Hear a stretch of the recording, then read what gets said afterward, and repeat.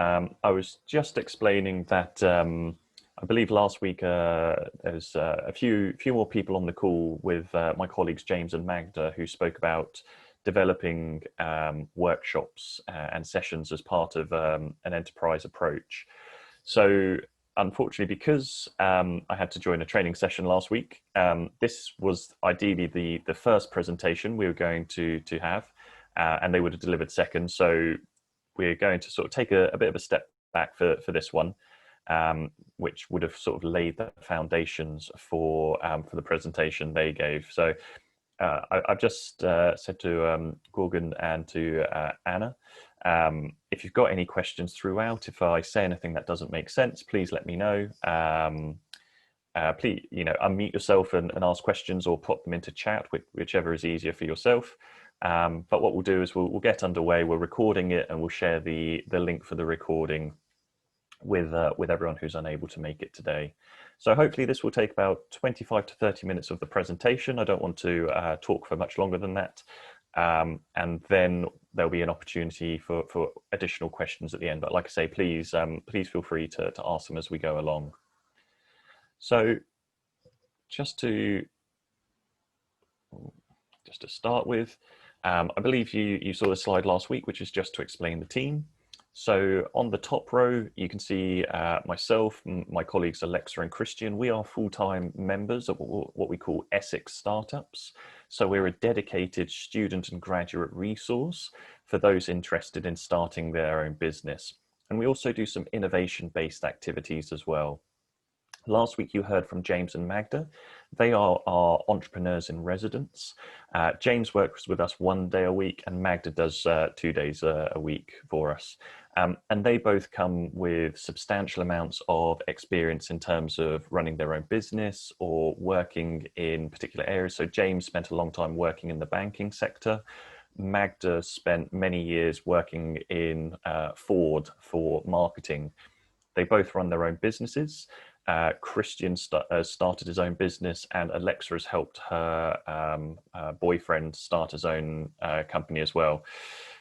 So across the team, we've got quite a nice range of skills and experience of running our own businesses, helping others run theirs. So what I wanted to do just very quickly was give you a little bit of my background to explain what I do. So in my current role, I am head of startup support at the University of Essex. So my sole focus is to create opportunities to engage our students and graduates in workshops, one-to-ones, programs that help them become confident enough to take business ideas and maybe sort of dreams as well, and turn them into something that could be self-sustaining.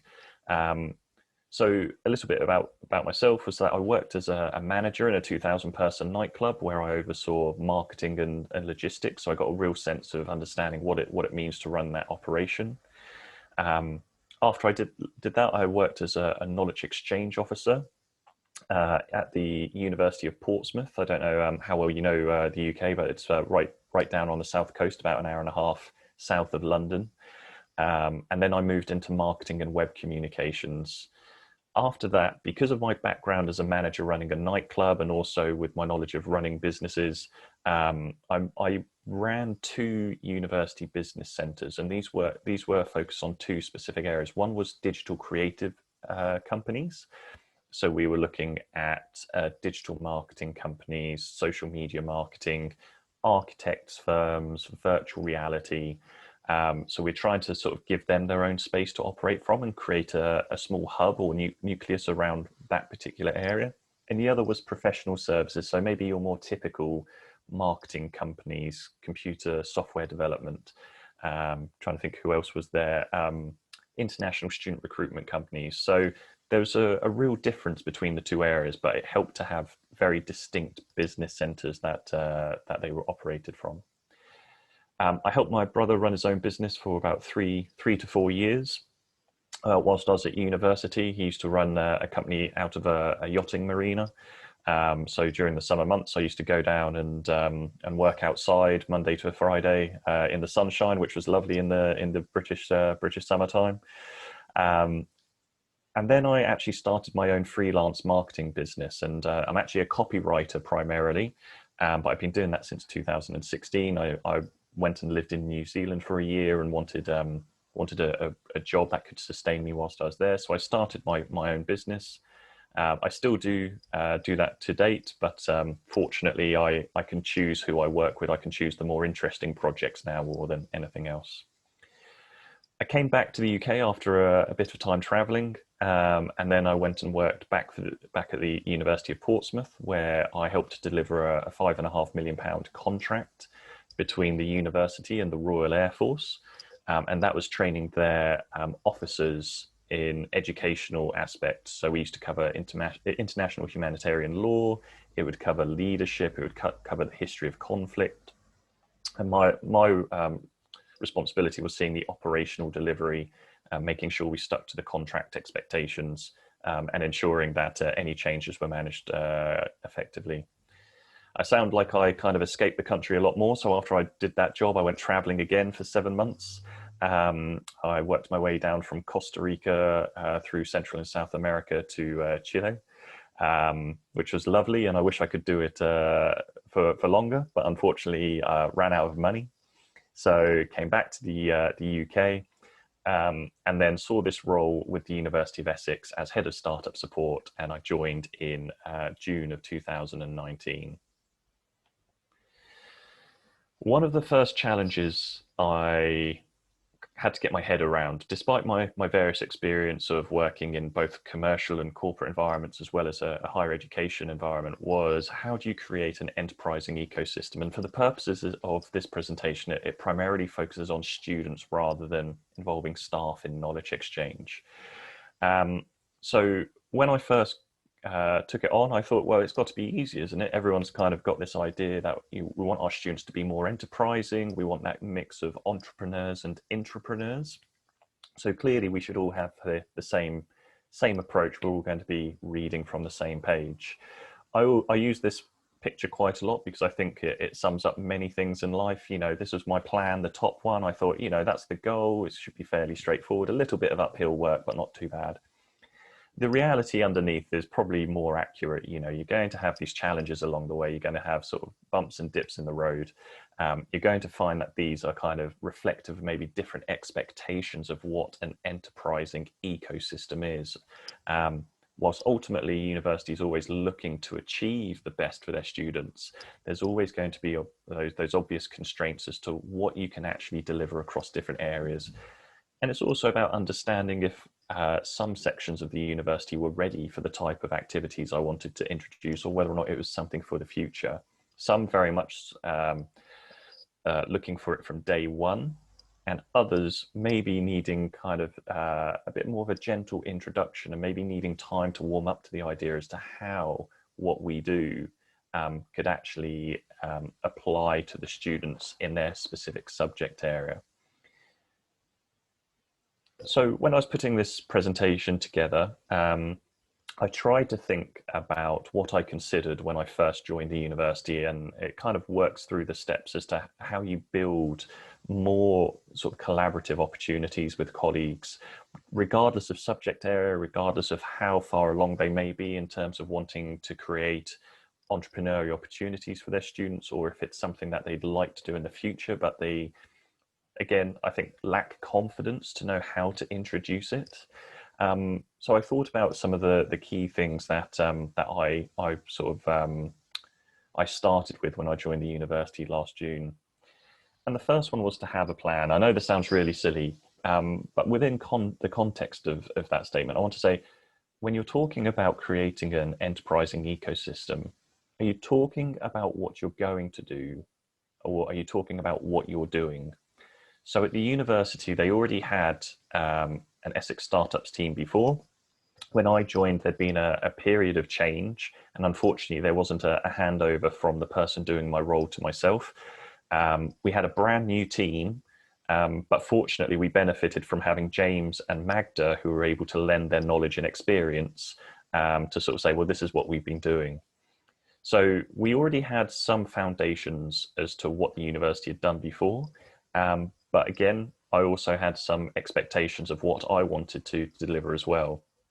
So when I had started to develop my plan, it was built on two things. It was built on what we were doing at that point in time and what our future aspirations were.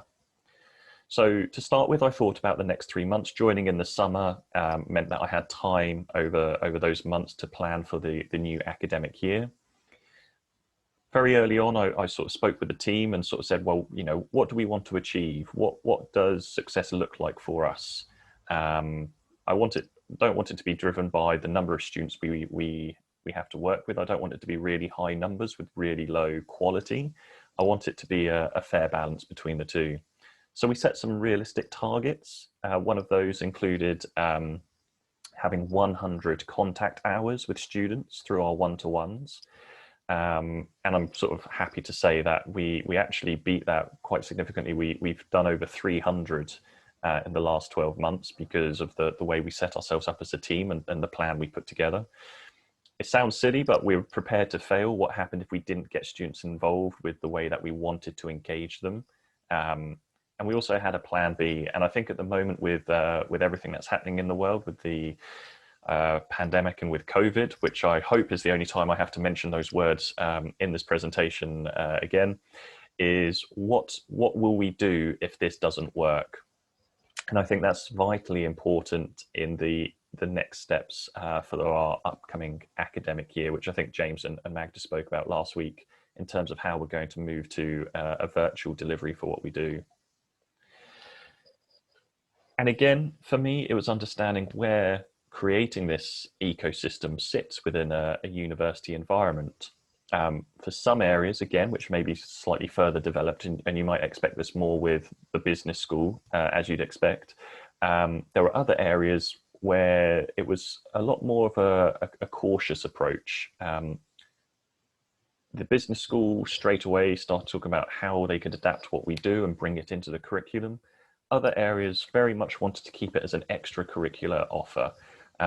So understanding that also means that you're investing your time in the right places. As I sort of said, are people interested in what we offer and are they range? If they're ready for change, how can it be done over time? How can we introduce them slowly and softly to something that, again, maybe is a bit of a confidence issue in terms of delivery or incorporation into what they do? And finally, was what we were hoping to do going to fit with the university's expectations? There had just been a whole load of new strategies created by the university. And one of the key things I had to do very early on was to look at those strategies, particularly around research and knowledge exchange, and think about how what we were going to do would also feed into that and not work against it. So that's very much where we sort of started from. Probably where I spent most finding the right people. It's easier to work with people who sort of have that shared passion or that shared belief as you.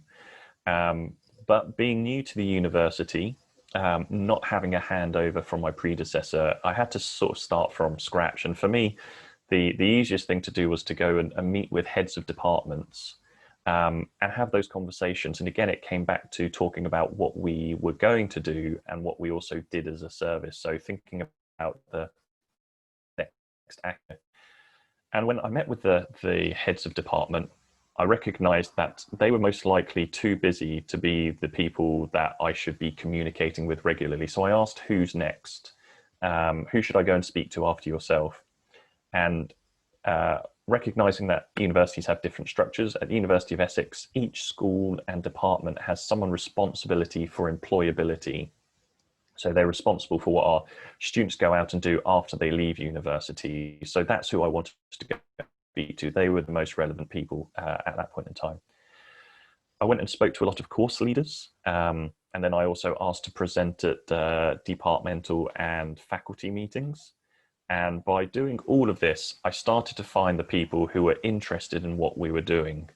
And I also asked who was already doing this kind of thing. So recognizing there's a natural fit within the business,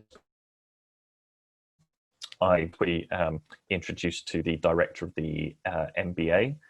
I was introduced to the course leader on entrepreneurship and as well as marketing and management. And very quickly, there were immediately people who I knew that I could start to promote what we were doing. And by talking with them over the space of the last 12 months, I've been introduced to their colleagues who've also got an interest. And again, recognizing the size of universities, it can be difficult to find the right people. And also to do everything yourself. It's about having those advocates that can help you to promote what you're doing and creating that system itself as well.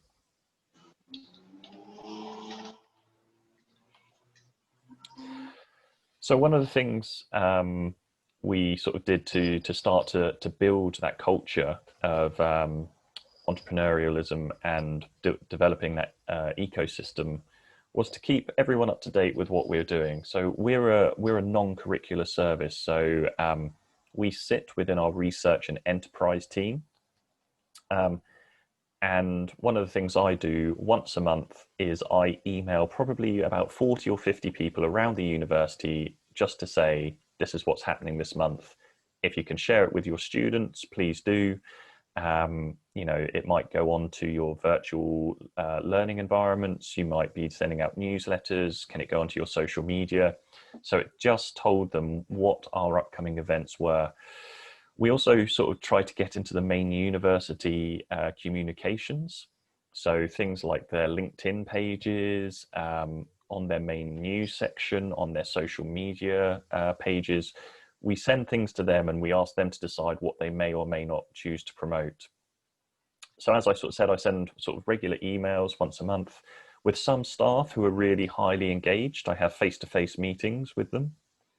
But I only send relevant information. I don't talk about anything outside of what we're doing and what we're trying to achieve. I don't like to send too many emails, so that's why I only send one a month. And I also invite staff to participate in our workshops, and that's worked really well for us. I've had about 10 or 15 members of staff join our workshops over the last year. And they become huge sort of ambassadors for what we do. And I think as a result of inviting them to take part in particularly our startup events, so whether or not that might be looking at the business model canvas or running a session on leadership and emotional intelligence, getting them to come back into those workshops, see what we deliver, and then go back and speak to their colleagues in the various departments or faculties that they're in, has really helped to grow the ecosystem that we're slowly building at Essex. And also what we do with everything is to ask for feedback and we share the results. So over the last 12 months, we've done a fairly large piece of work, which is to understand which schools and departments our students have come from or our graduates have come from. And that means that we can focus on which areas we're seeing high levels of engagement with and which areas we need to continue working on. So we've kind of done a combination of that whilst also using feedback from the workshops and events that we've run. Again, it comes back to the communication. So we keep track of student successes. Yesterday, we had some students pitching in a national semi-final where they could win £50,000 worth of investment for their company. We've got messaging going out through, again, our social media accounts, the university accounts, talking about what they did. We monitor, like I say, the subject areas that have sent students to us. And we even go back to that list of people who we've spoken to, people with a shared interest, and we ask them for their input. So I've recently sent our events plan over for the next year, and I've said to them, you know, is anything missing here? Is there anything else we can do? And that conversation has sparked areas where we've been asked to now go in and deliver workshops and sessions as part of the modules that our students will be studying. And by taking the time to do all of these 5 things, it's helped to start to build, like I say, a core support structure around what we do. But I think it also applies to those areas within a university where actually those who aren't sure of how they could potentially engage with an entrepreneurial module or something like that could actually go and speak to others for advice. And by doing that, very much from an extracurricular approach over the last 12 months, we've started now to get into the conversation where we're talking about embedding entrepreneurship into the curriculum. So we're talking about opportunities to run modules as part of courses to give students that opportunity to experience what it's like to get involved in running a business or starting a business. And the three questions I always ask whenever I do this are, why do we want our students to participate in an entrepreneurial module? What do we want them to learn? And how is it relevant to what they study? Particularly that last question for me is vital, because it's about how you tailor entrepreneurship to specific subject areas. Something that would work very well in the business school may not work as well for us with our students in sport and rehabilitation exercise science. So understanding what they study means how to make something or create something relevant to what they do. And by asking these questions and by working with the academics who are involved in delivering these modules or who are the course leaders, it means that we're able to create something that will be very much targeted and tailored to the needs of those specific students. So for that reason, we kind of spend a little bit more time trying to understand how we can create something that's of use to them. And the three areas where we've had kind of conversations and we've actually started to create something where students will start to embed entrepreneurship into their courses and into their modules to give them that learning experience are the week-long residential. So earlier this year, we worked with our School of Sport and Rehabilitation Exercise Science. We delivered a 1 week session where every day we covered 2 or 3 sections of the business model canvas. We spoke about creating your values within your business, understanding marketing, learning what it means to manage your business finances. Part of that week included pitching their ideas. So they had to do a 60-second elevator pitch, and then they had to write a business plan as a result of everything that they'd worked on throughout. And that went really well. So we did it with a small group this year. This was a pilot with 25 students. And it was so well received that actually next year we're going to be delivering it for all of the second year students on a particular course, which means we'll be going from 25 students this year to 100 students next year. And that again came from asking the question about why do they want their students to do it? Now in sport and rehabilitation exercise science, again, there's a lot of people who become self-employed personal trainers, nutritionists, they might become physios. So it's about giving them that introduction to what it means to start their own business. Completely different, talking to our School of Law. So when you think about this, an entirely different subject area needed an entirely different approach. They wanted to introduce the concept of understanding the way a business works, but not necessarily in the same way as asking students to come up with their own business ideas. So if you're familiar with the business model canvas, you'll know that there are 9 sections within it. And it tends to be a really nice way to underpin the way that a business operates. So what we've actually described to the School of Law is that what we'll do is we'll do something called a reverse business model canvas. And that means to look at an existing company and then to actually deconstruct the business model canvas, but make it relevant to that company. So this will give students the understanding as to what it means in a law firm, for example, what it means to look at their customer segments, or to understand how they need to price for their time accordingly.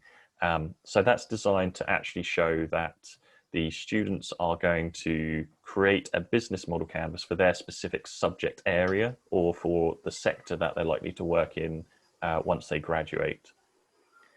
And finally, we're talking to a couple different courses about this. The main one is our module in the entrepreneurship undergraduate course that runs at the university. And it's called the £100 Challenge. So throughout the course of 1 semester, students will be split into teams of 6 to 8. Each team will receive £100, And in week one, we go through an idea creation session as to how they may choose to invest that £100. Now, I will say two things. One is that they're not allowed to gamble it, and they're not allowed to do anything illegal with that money for obvious reasons. I hope you can understand. And what we're talking about doing is doing a self-reflective piece, getting them to talk about their knowledge and understanding of entrepreneurship, but also how as a team they came together to use that £100. And essentially the competition is against their students to see who over the space of a semester could make the most profit from that £100. And it's whether or not students choose to use that and invest it once and just walk away with whatever money they make afterwards, or it's whether or not they choose to invest it, make some money back, and then reinvest what they make to constantly move kind of the amount they receive, or increase the amount that they receive over the semester. So we've kind of looked to see where different areas of the university may need to take slightly different approaches in terms of understanding what it is that they need, what it is that they want, and how we can introduce that to the courses that they're running. And just very quickly, I wanted to talk a bit on creating a startup space. So when we talk about ecosystems and bringing entrepreneurs together, I think for the most part, it's about creating an environment that people become familiar with. So for us, we're very fortunate at the university. We've recently opened a new center, which is where students come and they have access to Zoom equipment for calls like this if they need to speak to international customers. We've got a breakout meeting room which they can book if they've got customers coming into the university premises. And we also have a series of co-working desks where if they want to work on their business either around their lectures or in the evenings and weekends, they've got somewhere they can do that. So for me, it's about trying to develop a space where you can keep all of that together. Because what we want to do is we want to get those students mixing with each other and actually finding somewhere that they call a base for their business. Again, it's very easy to kind of run ahead and think about investing lots of money, but I always say, think about the technology and the access requirements. Is it a space that can be open to everyone? We use swipe cards to get into ours, so we always know who's there. In terms of technology, we're very fortunate. We have some virtual reality headsets that the students can book out to use. We've got high performance computers and Apple Macs for video editing or website development, things like that. So it's about really thinking about what they're going to need. And I think the best thing you can do is actually speak to people who are already running their own businesses, especially students, and ask what they want from the space. It can save a lot of time and effort. It means that you don't necessarily invest into the wrong equipment, and that's not going to be used. And it also involves them in it. And I think by doing that, it brings more students into that mindset of coming and using a startup space for what they need. And the final one really is just to make that space as big or small as you need to. I've seen some universities where their startup spaces are as big as lecture theatres for 200 to 300 people. And I've seen other areas where it's much smaller, accommodating 30 or 40. And I think each one sort of brings a slightly different perspective as to what's actually required. But in each of those instances as well, it's the core focus has been about creating the environment and the feeling that comes with that.